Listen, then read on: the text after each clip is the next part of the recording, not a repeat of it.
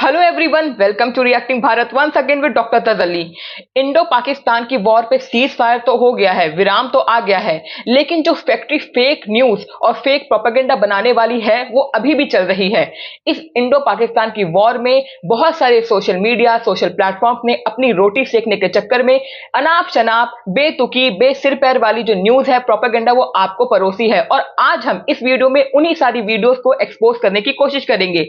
मैंने आपको पहले भी बताया था कि जब ये वॉर खत्म हो जाएगी, जो नेक्स्ट वॉर होगी, जो नेक्स्ट वॉर का रूप होगा, वो होगा इंफॉर्मेशन वॉर, जिसमें इंडिया ने पाकिस्तान और चाइना को एक्सपोज कर दिया है। तो जी हां, एक एक करके हम सारी वीडियोस पे अपना एनालिसिस करेंगे, अपना ओपिनियन देंगे। शुरू करते हैं, let's get into the video.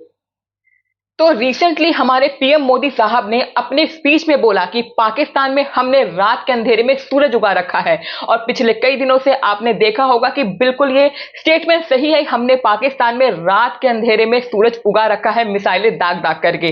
देखिए अभी क्या हुआ है रिसेंटली कि पाकिस्तान ने एक नैरेटिव बिल्ड करने की कोशिश की कि उन्होंने हमारे आदमपुर एयरबेस पे स्ट्राइक की है, वहां पर बॉम्बारिंग की है और काफी नुकसान पहुंचाया है। तो पीएम, देखिए जब भी कोई एक्ट किया जाता है किसी हेड ऑफ द नेशन के थ्रू, तो एक मैसेज होता है इसके पीछे। तो पीएम मोदी साहब अभी रिसेंटली हमारे आदमपुर एयरबेस पे गए, वहां पर S-400 के सामने उन्होंने सारे जवानों को सल्यूट किया, साथ ही उनकी हौसला अफजाई भी की। अब इस पूरे यात्रा में ना क्या नैरेटिव छिपा हुआ था, देखिए पाकिस्तान ने ये प्रोपेगेंडा बिल्ड करने की कोशिश की कि हमने इनके एयरबेस पे अटैक कर दिया। यानी जब किसी के एयरबेस पे आप अटैक कर रहे हैं, यानी आप इंटरनली घुस रहे हो, आप उसको कमजोर कर रहे हो। और साथ में इनके एयर वाइस मार्शल औरंगजेब ने यह बोला कि हमने कई सारी ऐसी फेक फुटेज सामने लाई की और दिखाया कि हमने इनके एयरबेस पे अटैक कर दिया है। तो पीएम मोदी साहब का एयरबेस, आदमपुर एयरबेस पे विजिट करने का ये नैरेटिव था, ये मैसेज देना था दुनिया को, पूरी वीडियो शूट करके दिखाना था कि हमारा एयरबेस बिल्कुल सही सलामत है, वहां पर कोई भी स्ट्राइक नहीं हुई है और ना इन्होंने हमारे S-400 को हार्म किया है किसी भी तरीके से। यहां पर पीएम मोदी साहब ने S-400 की 2 बैटरीज भी वर्ल्ड के सामने दिखाई कि देखिए ये सही सलामत है। तो ये फॉल्स नैरेटिव था पाकिस्तान का, बेसलेस नैरेटिव था, प्रोपेगेंडा, वो पूरी तरीके से इंडिया ने एक्सपोज कर दिया है। और लगे हाथ में इस पूरे वॉर में ना कई सारी कंट्रीज के सामने हमने एक्सपोज किए चेहरे, जैसे टर्की हो गया, बांग्लादेश होगा, और लगे हाथ चाइना को भी लपेट लिया है। इस वॉर में चाइना की भी बहुत थूथू हुई है। अब तुम साथ ही ऐसे कंट्री का दोगे जो खुद ही नंगा है, तो तुम भी तो नंगे ही होगे ना, हमाम में, यानी सभी नंगे हैं। खैर, तो चाइना ने अभी कुछ टाइम पहले पाकिस्तान को PSL-15 मिसाइल भेजी थी कि भैया आप इसे इंडिया के खिलाफ यूज करना जब वॉर होगी। तो इस वॉर में पाकिस्तान ने वैसे ही किया, क्योंकि उनके पापा ने उनको कमांड कर रखी थी। अब जब कोई जो मिसाइल होती है या फाइटर जेट होता है वो अच्छी कंडीशन में मिलता है, तो इसका मतलब है कि उसने अपना जो एक्शन है, ऑपरेशन जो है, वो प्रॉपर नहीं किया। और PSL-15 चाइनीज मेड जो मिसाइल है, जो पाकिस्तान यूज कर रहा था इंडिया के खिलाफ, वो भारत की सरजमीन पर एकदम सही कंडीशन में मिला है, कोई पार्ट्स एक्सप्लोडेड नहीं मिला है, जिससे यह पता चलता है कि जो एक्शन था उस मिसाइल का उसने नहीं किया, ऑपरेशन सही से डिलीवर नहीं किया। तो इससे चाइना का थूथू हो रहा है कि भैया, जो आप कहते हैं नहीं, मीम बनता है कि चाइना का माल है, क्या चाइना का माल है, तो वाकई ये चाइना का माल है। चाइना का ड्रैगन बस आग के जो शोले निकालने का एक्टिंग करती है ना, वो पूरे के पूरे शोले ठंडे हो चुके हैं। तो इस पूरे युद्ध में ना चाइनीज डिफेंस इक्विपमेंट, जो चाइना के वेपन्स है, वो भी एक्सपोज हो गए हैं, उनकी भी पोल पट्टी खुल गई है। जो ये चाइनीज ड्रैगन फुफकारता था ना आग के शोले, वो भी ठंडे पड़ गए हैं। जी हाँ, जब पूरा वर्ल्ड जानता है कि जो पाकिस्तान है उसको चाइना और टर्की सबसे ज्यादा उसका वेपन सप्लायर है, क्योंकि और कंट्री देगी तब ना जब आप उनको पैसा दोगे, पैसा तो आपके पास है नहीं, IMF आपको हर बात में भीख दे देता है, और चाइना और टर्की के इंटरेस्ट छुपे हैं, इसलिए बचा चाइना और टर्की, वो आपको इक्विपमेंट, वो आपको वेपन सप्लाई करता है। तो खैर, जो चाइनीज डिफेंस कंपनी है, फॉर एग्जांपल चेंगडाओ, उसका काम है J-10, J-17 जैसे फाइटर जेट्स बनाना। अब क्या हुआ कि जैसे ही वॉर स्टार्ट हुआ इंडिया और पाकिस्तान के बीच में, तो इनकी जो मार्केट है, शेयर प्राइस है, वो बढ़ने लगे, इस उम्मीद से कि चाइनीज जो पाकिस्तान को ये अपने फाइटर जेट्स भेज रहा है वो अच्छा काम करेंगे, अच्छा रिस्पॉन्स देंगे, और कंपनी के शेयर मार्केट में प्राइस बढ़ने लग गए। लेकिन आपने किसको दिया है? पाकिस्तान को। नाच ना जागने आंगन टेढ़ा है। एक तो माल चाइनीज, ऊपर से उन्हें चलाना आए तब ना, क्योंकि प्रैक्टिस तो करते नहीं है, सिर्फ बातें ही करते हैं। तो खैर, अब उन्होंने अच्छे से ऑपरेट नहीं किया, और जब उनका पूरा का पूरा मकसद डिस्ट्रॉय होता दिखा, क्योंकि हमारे एक सस्ते से ड्रोन ने उनके पूरे के पूरे जो ये मिसाइल्स हैं, वेपन्स हैं, उनको तोड़ दिया, खराब कर दिया, डिस्ट्रॉय कर दिया। तो जब रियलिटी चेक उन्हें मिला तो इनके जो शेयर मार्केट है, चैंगडाओ कंपनी के जो शेयर मार्केट है, शेयर प्राइस है, वो गिरने लगे, 8 से 9% गिरने लगे और इनकी थू भी हुई। तो जो चाइना ने सोचा था कि हम इस बार इस वॉर में अपना पूरा उल्लू सीधा करेंगे, कि डिफेंस जो सेक्टर है हम उसको आगे बढ़ाएंगे, मुनाफा कमाएंगे और अमेरिका को पीछे कर देंगे, वो जो इनका मिशन था वो धरा का धरा रहेगा। चाइना की थूथू हुई और पाकिस्तान की थूथू हुई। चाइना भी सोचता होगा, अरे यार मैंने किसको दे दिया, अच्छा भला मेरा भोकाल बना हुआ था, अब मेरी सारी पोल पट्टी सामने आ गई। तो खैर 8 से 9% शेंगडाओ जो चाइनीज कंपनी है डिफेंस मिसाइल बनाने की, उसके शेयर प्राइस जो है वो गिरने लगे। अब जब पाकिस्तान को ही पता चला तो वो पैनिक करने लग गया। तो पाकिस्तान ने बोला, अरे नहीं ऐसा नहीं है, हमारे प्राइसेस नहीं गिरे हैं, और इसको पता नहीं अलग अलग तरह के शेयर मार्केट और शेयर प्राइस से कंपेयर करने लगा। मतलब इस युद्ध में शेयर प्राइस का बढ़ना घटना वाकई मायने करता है। मतलब ये स्ट्रॉन्ग आर्ग्यूमेंट है, लेकिन पाकिस्तान इज अ पाकिस्तान, तो पाकिस्तान उसे स्ट्रॉन्ग आर्ग्यूमेंट की तरह सामने रखता है। मतलब शेयर प्राइस, आप सोचिए, हम यहां पर वेपन्स की बात कर रहे हैं, कैपेसिटी की बात कर रहे हैं, रेंजेस की बात कर रहे हैं, लेकिन ये अभी भी शेयर प्राइस पे ही अटके हुए हैं, जो इनका भी नहीं है, चाइना का है। अगर पाकिस्तान में दिमाग होता, जो कि उसमें भारी कमी है, अगर वाकई उसमें दिमाग होता, तो पाकिस्तान का कंसर्न ये होना चाहिए कि HQ-9 एयर डिफेंस सिस्टम जो उन्होंने चाइना से परचेज किया है, इवन परचेज नहीं किया, चाइना ने थोपा है उनपे, तो उसका क्या?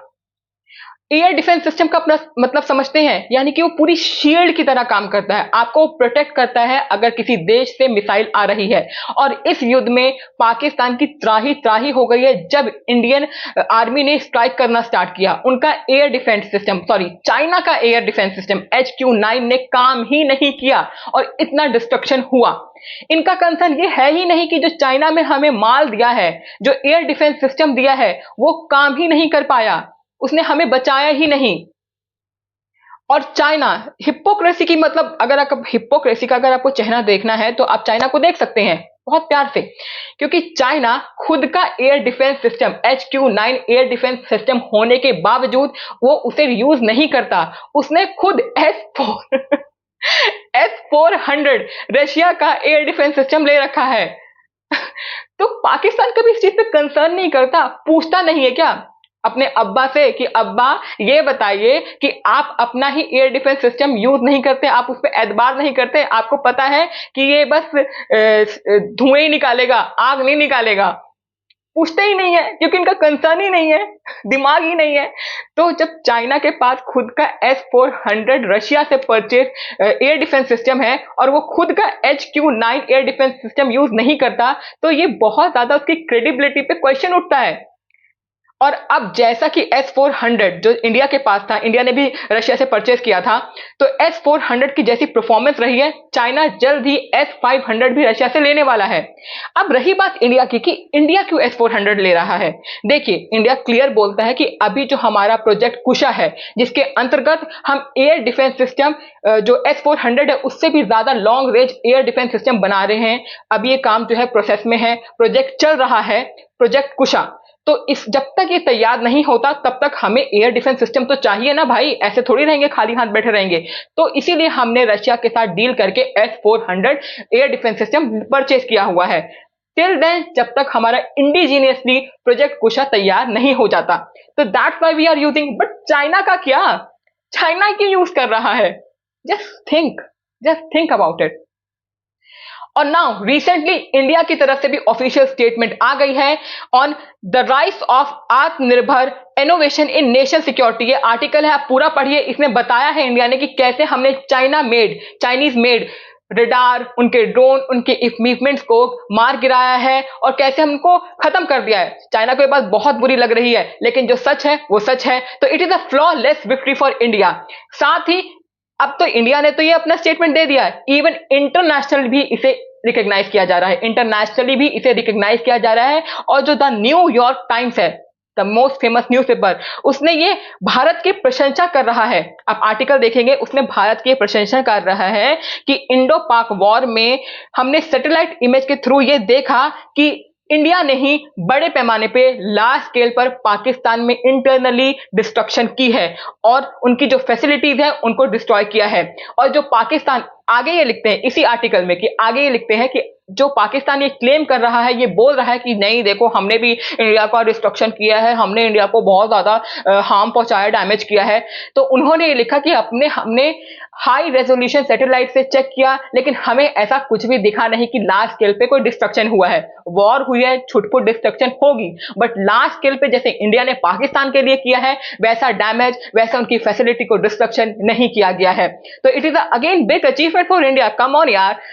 और इस बीच हमें एक और विक्ट्री मिली है, it is a win win victory for India. जो हमारे बीएसएफ के जवान थे पूनम कुमार शाह जी, उनको जब पाकिस्तान ने पकड़ लिया था, अब वो भारत भी वापस आ गए हैं। अब टाइम आ गया है उस हॉट शॉक टॉपिक, उस कंट्रोवर्शियल टॉपिक के बारे में बात करने की जो पूरे सोशल मीडिया, सोशल प्लेटफॉर्म पे छाया हुआ है, न्यूक्लियर लीक के बारे में। जो पाकिस्तान की न्यूक्लियर कमांड सेंटर है उसके पास भारत ने स्ट्राइक किया और एक्सप्लोजन हुआ।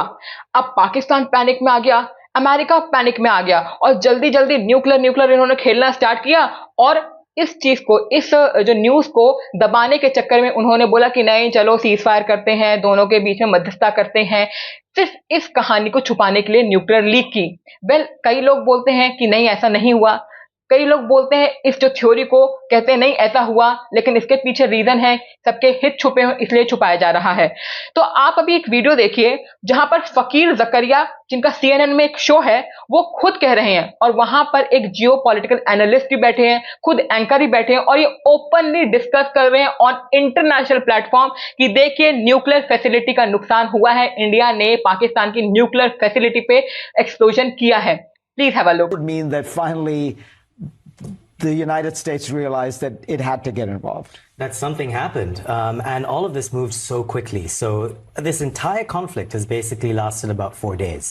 And when India escalated around about Thursday and Friday and began to attack Pakistani military sites, remember it went further into Pakistani territory than at any point since 1971. And the reporting indicates that some of its strikes went close to one of Pakistan's nuclear command centers. And that may have been a signal for the United States to feel like Islamabad is cornered. आप सोच रहे होंगे कि India ने इतनी बड़ी victory achieve की है तो इंडिया खुलकर क्यों नहीं बोल रहा है? क्या वो भी पाकिस्तान की तरफ फॉल्स प्रोपेगेंडा बना रहा है, वही परोस रहा है क्या हमें भी? ऐसा नहीं है, हमारे ब्लड के अंदर बेईमानी है नहीं जितनी पाकिस्तान के अंदर है। खैर देखिए, ये एक एग्रीमेंट के तहत इस चीज को छुपाया गया है। जी हाँ, हर 33 साल में जब भी नया साल स्टार्ट होता है तो इंडिया और पाकिस्तान जो उनके न्यूक्लियर इंस्टॉलेशन है जहां जहां पर, उसकी लिस्ट एक्सचेंज करते हैं कि जितने पाकिस्तान की न्यूक्लियर इंस्टॉलेशन जहां जहां पर इंस्टॉल्ड है वहां की लिस्ट, और जहां पर इंडिया की होती है। और इसके तहत ये एग्रीमेंट होता है कि दोनों कंट्रीज जब भी वॉर होगी तो कभी भी इस न्यूक्लियर इंस्टॉलेशन की जगह पर कोई जवाबी कार्रवाई नहीं करेंगे, कोई स्ट्राइक नहीं करेंगे। अब इसीलिए जो ये एग्रीमेंट है इसके तहत इंडिया खुलकर नहीं बोल सकता कि देखिए हाँ हमने स्ट्राइक किया था, क्योंकि ये एग्रीमेंट अगर टूट जाएगा तो हम हो सकता है कि इंटरनेशनली जो यूएनएससी है, यूनाइटेड नेशन सिक्योरिटी काउंसिल, जो काउंसिल है, वहां पर हमें एज एक्यूज साबित कर दिया जाए और पाकिस्तान के पल्ले में ये पूरा का पूरा जो वॉर है उनके हित में चला जाए। क्योंकि न्यूक्लियर जो इंस्टॉलेशन होती है वो किसी भी देश की एक बहुत बड़ी गरिमा होती है। अगर उसके ऊपर कुछ हार्म आ जाता है तो जो सामने वाली कंट्री जितनी भी सही हो उसके ही ऊपर एक्शन लिया जाता है। तो इस चीज को समझना होगा, इसलिए चाहकर भी इंडिया एग्रीमेंट नहीं तोड़ सकता है और जो स्ट्राइक उसने किया है वो नहीं खुलकर बता सकता। It is a completely official thing. But अब ये कितना सच है, कितना झूठ है, ये तो जैसे जैसे फर्दर डेवलपमेंट होगी या कोई भी अपडेट आती है तो मैं आपको नेक्स्ट वीडियो में डेफिनेटली बताऊंगी। अब हम एक और न्यूज पे आते हैं जो फनी भी है, और इस पे जब भी मैं इस वीडियो को देखती हूँ तो मुझे ये सोचने पे ये वीडियो हमेशा मजबूर कर देती है कि ज्यादा बेवकूफ कौन है, इनके पीएम या इनके डिफेंस मिनिस्टर। क्योंकि अभी रिसेंटली शहबाज शरीफ ने अपनी पार्लियामेंट में चीख चीख के स्पीच में ये बोला कि देखिए अपनी आवाम को मिसगाइड करने की जो कोशिश वो करते हैं वो की, मिसलीड इंफॉर्मेशन देने की कोशिश की पार्लियामेंट में अपने, कि देखिए हमने इंडिया की 5 रफाइल को गिरा दिया है, एविडेंस पूछो तो इनके पास होता नहीं है। वीडियो मांगो तो इनके पास होता नहीं है। तो ये जो नैरेटिव बिल्ड करते हैं, जो पाकिस्तान जिसमें सबसे आगे है, किसी चीज में आगे हो ना हो, नैरेटिव बिल्डिंग और प्रोपेगेंडा बिल्डिंग करने में जो ये सबसे आगे हैं, तो इनका जो प्रोपेगेंडा वो एक्सपोज ऐसे हुआ है।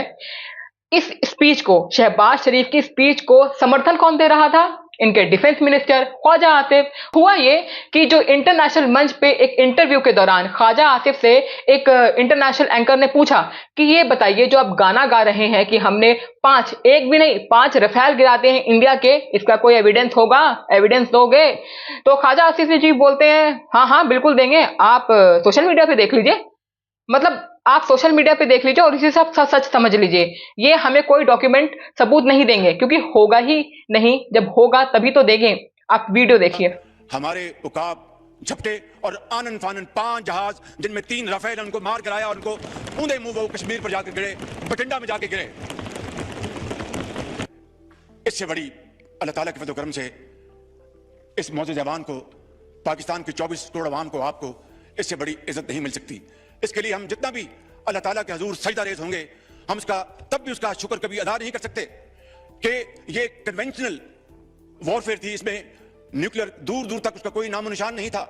और जो कहते थे कि हिंदुस्तान ने पाकिस्तान को कन्वेंशनल वॉरफेयर में बहुत पीछे छोड़ दिया है, कल रात को उनका होश ठिकाने आ गया है और उनको पता चल गया है कि पाकिस्तान अल्लाह ताला के फज़ल करम से कन्वेंशनल भी और न्यूक्लियर ताकत है अल्लाह के फज़ल करम से। आज जनाब स्पीकर, हमारे दुश्मन, उनको कल रात नींद नहीं आई, और हमारे जो दोस्त भाई खाब, उनको पता चल गया है कि पाकिस्तान वाकई एक ऐसा मुल्क है जिसकी फौज एक ऐसी फौलादी फौज है कि कल को खुदा ना खास्ता उनके ऊपर बुरा वक्त आया तो वो पाकिस्तान की तरफ मदद के लिए वो भाई खाब, उनको पता चल गया है कि पाकिस्तान वाकई एक ऐसा मुल्क है जिसकी फौज एक ऐसी फौलादी फौज है कि कल को खुदा ना खास्ता उनके ऊपर बुरा वक्त आया तो वो पाकिस्तान की तरफ मदद के लिए वो देखेंगे और दरखास्त करेंगे। इससे बड़ी जनाब स्पीकर पाकिस्तान को और कोई इज्जत नहीं मिल सकती जनाब speaker. The fact that India lost some fighter jets. So let's be quite clear about this. Pakistan claims it shot down 5 Indian Air Force jets and a drone, as I understand it. India says there's no evidence of that, no proof. So can you provide more detail? Hold on. Can you provide more detail?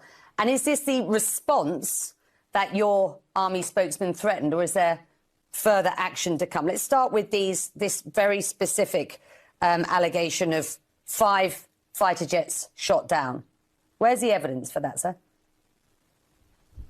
It's all over the social media, on Indian social media, not on our social media. The debris of these jets fell into Indian occupied Kashmir, and it's all over Indian media today. You're the defense and they have minister. admitted their media has. The reason to talk to you today, sir, is not to talk about content all over social media. I'm sorry. It's not to talk about content all over social media. I'm asking you very.